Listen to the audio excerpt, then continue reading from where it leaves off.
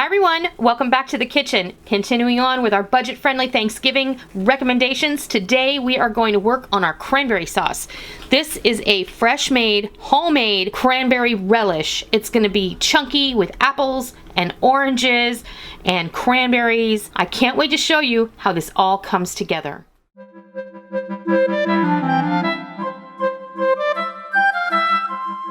Next up in our budget-friendly Thanksgiving lineup is a little something sweet and tangy. We're gonna do cranberry relish. Now, if you've never made cranberry relish from scratch, I highly recommend you give it a try because it's one of the easiest things you can make. It really kind of makes itself, and you can adjust this to your own liking, to your own taste. I have so many different recipes posted on my channel for different cranberry relishes, cranberry sauces, cranberry anything really. I've done everything that you can think of with cranberries as a side dish to go with Thanksgiving dinner. This is going to be a chunky cranberry relish. It's going to be a cooked version, and it's super easy, and it all starts with a 12-ounce bag of fresh cranberries. You can find these in the produce section. If you can't find them fresh in the produce section, you can buy frozen ones. So you're going to need a 12-ounce bag. 1 cup of dried cranberries. 1 cup of golden raisins. If you don't like these, you can leave them out. We're going to be using 2 cups of cranberry juice, 1 cup of orange juice, 1 cup of chopped pecans. Don't like pecans? You can use walnuts. If you don't like nuts in your cranberry relish, you can leave them out. We're going to be using 1 cup of granulated sugar, 1 cup of brown sugar packed, and then 1 Honeycrisp apple and 1 navel orange that I have chopped or diced, and then just leave the skin on. It's all good. The orange, you definitely want to leave the rind on because that actually adds to the flavor.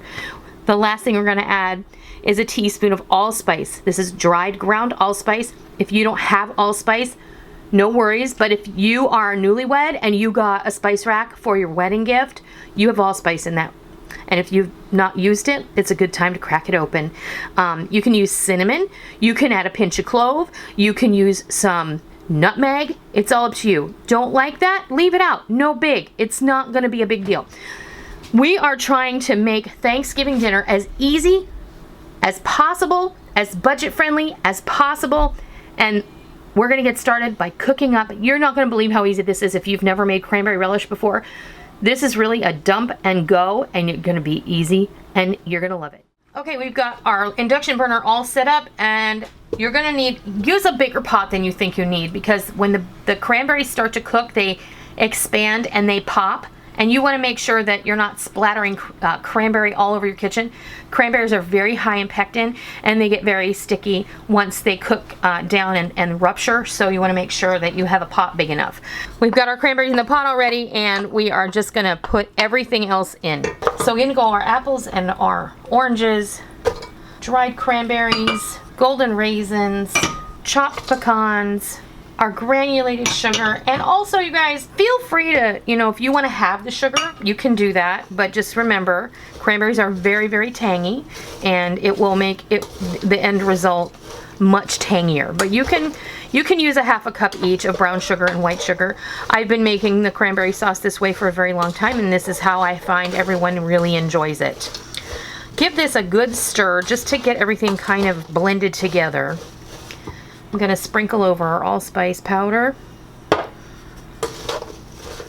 This really, the one benefit of cranberry relish, you can make this now. We are about 10 days away from Thanksgiving, the day that this is going to be posted. In goes our cranberry juice and our orange juice. Give this a good stir. So you can make this the day that I post this video. You can make this. You can put it in a big airtight container in your fridge after it's completely cool, and you can have this ready for Thanksgiving. It's going to keep for a very, very long time. Cranberry sauce keeps for a very long time. It's high in acid, it's high in pectin, and as long as you keep it like in a mason jar or an airtight container, you're going to be good to go. So what we're going to do now is we're going to heat this up. I'm going to put my induction burner on high, and I'm going to start it up. You're going to want to bring this to a simmer. And then once it's at a simmer, you're going to want to turn it down I'm starting on high. We're gonna turn it down to medium at that point. We're gonna let it boil or simmer, and then we're gonna wait until the cranberries become soft and the dried fruit plumps up and absorbs some of that liquid. And then when the cranberries begin to pop, you're gonna wanna babysit this for a minute. And I'll come back when that starts happening so that you can see what I typically do. If you've never made cranberry sauce before, and once these cranberries start a popping, it can be a real mess. So you want to be there to adjust your heat. You want to be there with a nice broad wooden spoon, and then we're just going to start mashing against the side just to make sure that all those berries get nice and popped and all their pectin gets released into the mix, because that's what's going to help this thicken up all by itself as it cools, and then you're going to have a beautiful cranberry relish in the end of everything. So I'm going to wait for this to come to a simmer until the berries start to soften, and I'll be back and I'll show you what happens next. This has been brought up to a simmer, and it has been simmering for about 5 minutes. You can see how the cranberries are starting to soften and crack. Sometimes they will pop violently, but you can see if you take your spoon, you can push them up against the side of the pot, and this will help break them open. I also wanted to mention to you guys, if you've never done this before, and you don't ever want to turn your back on a pot of simmering cranberry sauce, because cranberries tend to foam. So if you put a lid on it and walk away, chances are you're going to come back and your whole stovetop is going to be covered in cranberry slime, and it's not fun to clean up once that sets, because like I said, cranberries are very high in pectin, and that's actually what's going to help this thicken up as it cools. So what you're going to do is you're going to let this cook for another 5 minutes or so. You're just going to want to make sure as many of those berries have softened and have opened up. It's starting to sound thicker. The bubbles are starting to be larger.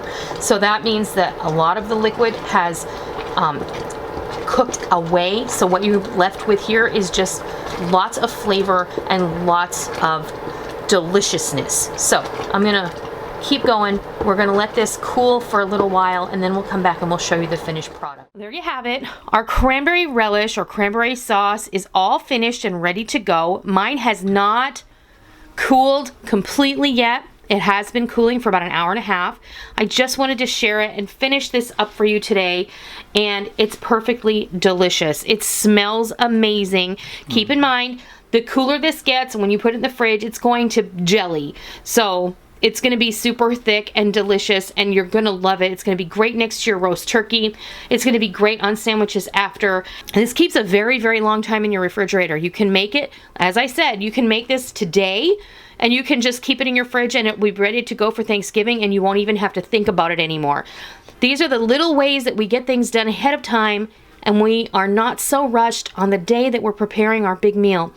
And as I've said, my focus this year is really to help those people who have never really faced having to cook an entire Thanksgiving meal on their own.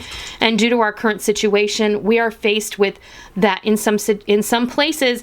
People are not going to be able to spend Thanksgiving with their whole family. In some cases, we're not going to be able to spend Thanksgiving with anyone from our family, only those who live in our house. So maybe some of us have never cooked a Thanksgiving meal, and that is a daunting thing to think about. But I'm going to leave you with this. Do the things you can. There are simple things that you can do that may look difficult, but they're not. This cranberry sauce is a really good example. If you aren't up to making pies, don't buy them. Do what you can with the ability that you have. Don't worry about making everything from scratch.